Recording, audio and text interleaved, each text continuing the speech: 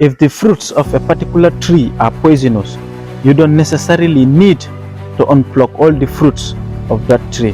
You don't necessarily need to unplug all the fruits that tree bears to be safe or to save other people from the poisonous fruits.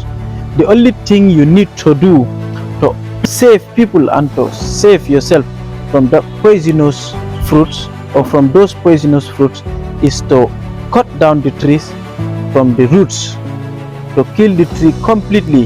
That tree don't need to live to bear fruits.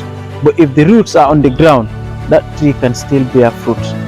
So you don't necessarily need to unplug the fruits and leave the tree standing.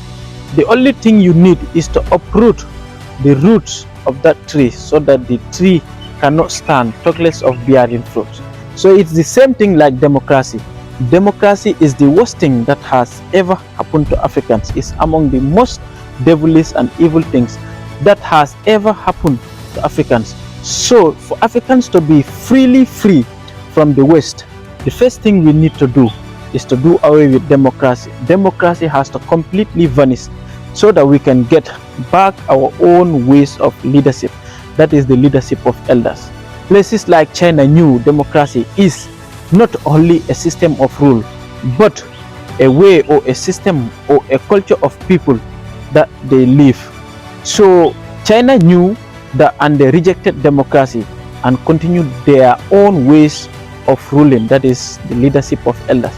China is ruled by elders. China don't do politics. But it's only in Africa that people will abandon their ways of ruling or their ways of culture and adopt other people's way of living and ways of culture. Democracy is not only a system of rule, but a culture or a way of people living.